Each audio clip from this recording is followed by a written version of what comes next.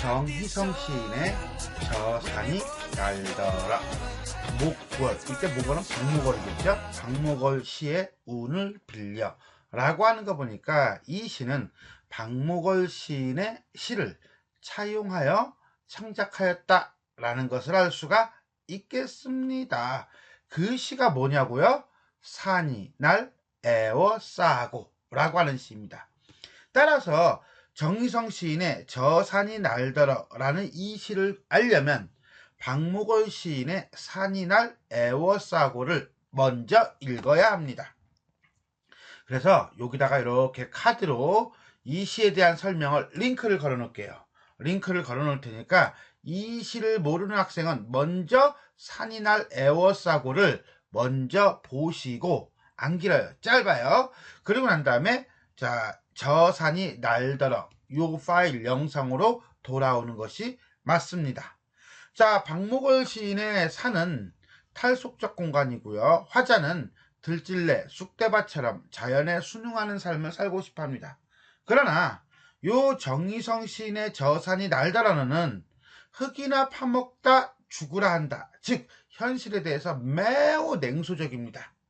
그래서 어떤 평론가는 이를 두고 박목월의 시는 회색빛에 가깝고 이 정희성의 시는 검은빛에 가깝다 라고 김욱동 평론가가 문학을 위한 변명이라는 책에서 서술하였습니다. 여러 자습서라든가 문제집이라는 기타 등등에서 많은 해설들이 많은데 그것들은 뒤에 가면 다 설명이 될 거고요. 간단하게 이 작품을 설명한다면 이렇게 정리할 수가 있겠습니다. 자, 그럼 우리가 시 전체적으로 한번 읽어보도록 하겠습니다. 산이 날더러는 흙이나 파먹으라 한다. 날더러는 삽이나 들라 하고 숯구렁에 박혀 쑥이 되라 한다. 늘퍼진 날 산은 쑥국새 울고 저만치 홀로 서서 날더러는 쑥국새 마냥 울라 하고 흙 파먹다 죽은 아비 굶주림에 지쳐 숯구렁에 낮아빠진 애미처럼 울라 한다. 산이 날더러 흙이나 파먹다 죽으라 한다. 만약 산이 진짜 나한테 이런 소리 하면요, 진짜 멱살을 잡고서나 그냥 확 던져버릴 거예요. 그래서 산을 다 파가지고 동해바다에다가 빠뜨려 버릴 겁니다. 그죠? 보는 순간 열받네. 자, 우리는 한행 한 구절 한 구절 살펴보도록 하겠습니다. 산이 날더러는, 자, 여기서는 우리가 세 개를 봐야 되는데 일단 산이에요.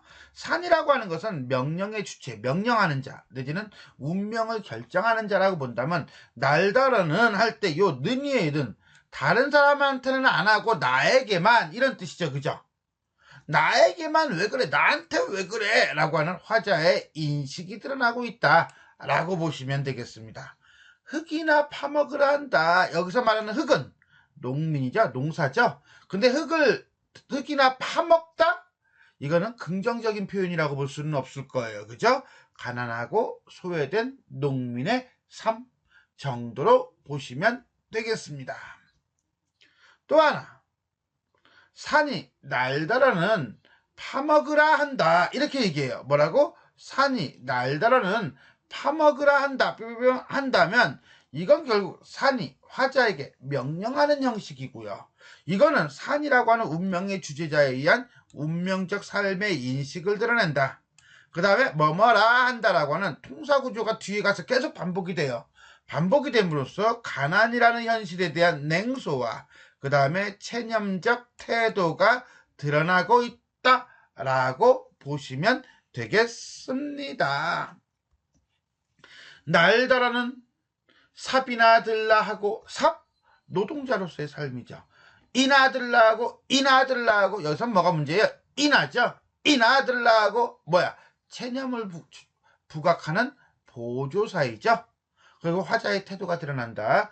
쑥구렁에 박혀, 쑥구렁이라는 구덩이야, 구덩이. 그러니까 일종의 환경이에요. 어떤 환경? 가난해서 벗어나기 힘든 환경에서 쑥이나 되라 한다. 그러니까 이건 뭐야? 거친 환경 속에 살아가는 소외된 존재나 되라고 한다 라고 하는 거죠.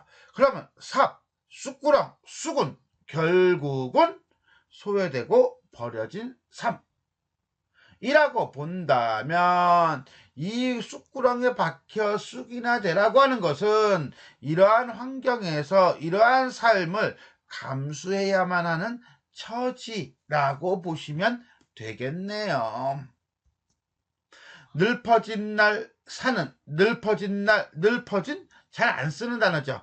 생기가 없고 지친 날 사는, 쑥국새 울고, 쑥국새는 또 뭐야? 그랬더니 산비둘기의 전라도 사투리고요. 그 다음에 한과 슬픔, 여기서 말하는 한은 어떤 한? 가난의 한이 되겠네요. 가난의 한과 가난의 슬픔을 드러내는 객관적 상관물이라고 보시면 됩니다. 저만치 홀로 서서 날더러는 는자 또 나왔죠, 그죠? 쑥국새 마냥 울라하고. 자, 여기서 우리는 저만치 홀로 서는 건요, 이건 얘는 뭐야, 현실로 돌아올 수 없어. 다른 사람과 함께 할 수가 없어. 뭐야, 벗어날 수가 없는 거예요. 가난이라고 하는 것에 딱 막혀 있는 거죠. 쑥국새 마냥 울라고 한다라고 하는 것은 쑥국새처럼 절망적인 삶을 살라고 한다라고 하는 건데, 뜬금없이 왜 쑥국새냐고요? 그거는 쑥국새 가난으로 인해서 죽은 설화가 있어요. 그 설화를 차용해서 가난으로부터 벗어나기 힘든 화자의 처지를 강조하고 있다라고 보시면 되겠습니다. 흙 퍼먹다 죽은 아비. 아유, 뭐요? 가난한 삶을 살다가 마친 거죠. 굶주림, 가난한 삶에 지쳐 쑥구렁에 낮아빠진, 쑥구렁이 아까 뭐랬죠? 상황, 환경이죠. 그러니까 가난한 삶에서 헤어나지 못하는 애미처럼 울라 한다. 자, 아비 가난으로 죽고 어미 가난해서 벗어나지 못하네. 그래서 그 자식인 나도 이런 젠장할. 자, 가난이 대물림되는 현실이다. 그리고 이러한 현실을 화자는 어떻게 하고 있다? 그렇지, 비판하고 있다. 그렇다면 여기서 아비와 애미는 화자에게 가난이라고 하는 한을 불러일으키는 존재라고 보시면 되겠습니다. 산이 날더러 흙이나 파먹다 죽으라 한다. 자, 요건 어떻습니까? 그렇죠. 이행하고 같죠. 물론 어떤 단어가 죽으라 한다라고 하는 죽으라가 있으므로 변주를 통한 수미상관입니다. 형태적 안정감을 보여줍니다. 이건 수미상관은 다 형태적 안정감이에요. 그런데 여기서 좀 전에 얘기했듯이 죽으라를 강조함으로써 현실의 비참함을 드러내고 있다라고 보시면 되겠습니다. 이렇게 해서 우리는 정희성 시인의 저 산이 날더러 한행한행 한 구절 한 구절 살펴보았습니다. 그러면 전체적으로 한번 정리해 보도록 하겠습니다. 자, 요거는 기본적으로 체념적이고 비판적이에요. 자주 적어주고요. 제재는 산이고요. 하지만 가난한 농촌에서 소외된 산에 대한 자조라고 보는 것이 맞습니다. 주객전도식 표현, 즉 산이 나에게 말하는 형태를 취하고 있지만 사실은 내가 산에게 얘기하는 거죠. 그죠? 그래서 자, 산이 화자에게 말하는 형태를 취하고 있다. 자, 주객전도식 표현이라고 하는 것은 화자를 청자로 설정한 후 대상이 화자에게 말을 하는 형태를 취하는 거죠. 화자 자신의 내적 독백이나 다짐을 드러내는 형태인데 이 시는 다짐이라기보다는 내적 독백에 가깝다라고 보시면 되겠습니다. 자, 산이 날더러 흙이나 파먹으라고 한다. 날더러는 삽이나 들라하고 쑥구렁에 박혀 쑥이 되라 한다.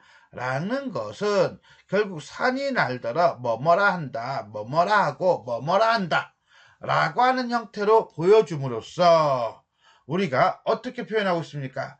산을 발화자 내지는 주제자라 보고 나를 수신자, 청자, 인간으로 본다면 흙이나 파먹고 살아, 삽이나 들며 살아, 쑥이나 돼 라고 명령하는 형태, 권유하는 형태로 얘기합니다. 그런데 가만히 보니까 산이 나에게 했다는 말이 뭐예요? 그렇죠. 농사나 지으며 버려진 채 살라는 내용이에요. 그래서 우리가 이 시를 읽자마자 열받은 거예요. 뭐야 이게? 이거죠.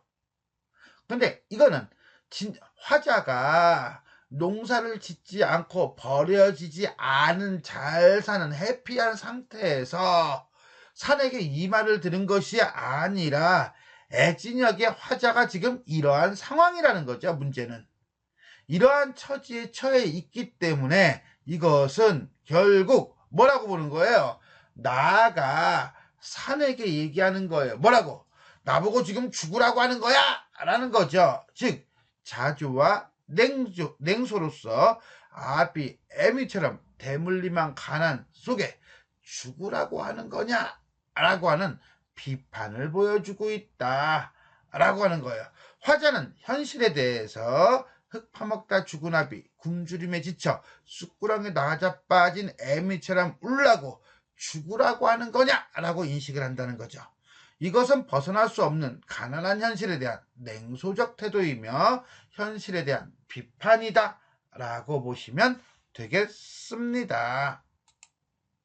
두 번째, 뭐뭐고 뭐뭐이라 한다 라고 하는 문장 형태로 통사구조의 반복은 반복인데 어때? 점층적 형태를 띠고 있다. 자, 이건 한연 그 다음에 15행으로 된 시예요. 자, 우리가 아까 본문 설명할 때는 6에서 13행이 아니라 조금 나눴지만 이번엔 묶어버리겠습니다. 1, 2행에서는 산이 날더러는 흙이나 파먹으라고 해요. 그 다음에 3, 5행에서는 쑥구렁을 박혀 쑥이 되라고 해요. 그 다음에 6, 13행에서는 늘퍼진 날 아비 애미처럼 울라고 해요. 그 다음에 14, 15행에서는 산이 날더러 흙이나 파먹다 죽으라고 해요. 자, 그러고 보니까 결국은 뭐뭐라 한다는 통사구조의 반복이 있어요. 하지만 그것보다는 흙이나 파먹고 삽이나 들고 쑥이 되고 그 다음에 애미처럼 울고 죽으라고 한다 라고 하는 부분에서 점층이라는 거예요. 어떤 점에서 점층이냐? 1, 2행은요 그냥 가난한 농민의 삶이에요. 하지만 삽이나 들고 쑥이 되는 건요 버려진 채 힘들게 살아가는 농민의 삶이에요. 가난한 것도 가난한 거지만 버려진 거예요. 그 다음에는요 아비 애미처럼 우는 거는 대물림하는 거예요. 즉 무슨 소리냐? 가난이라고 하는 상황이 점점 심해지죠. 정도, 표현의 정도가 심해져요. 그러다 나중에는 죽으라고 하니? 라고 하는 걸로 죽을 수밖에 없는 삶을 드러내고 있다는 겁니다. 이런 점에서 점층적이다라는 거예요. 물론 산이 날더러는 뭐뭐라 한다라고 하는 부분은 통사구조의 반복이지만 이 부분을 점층으로 해놓음으로써 가난한 삶에 대해서 점점 강화시키고 그걸 통해서 현실에 대한 비판적 태도를 강조하고 있다라고 보시면 되겠습니다. 지금까지 우리는 정희성 시인의 저 산이 날더러에 대해 살펴보았습니다. 지금까지 내용이 도움이 되셨다면 좋아요와 구독 버튼 눌러주시고요. 알람 설정 부탁드리겠습니다. 수고하셨습니다.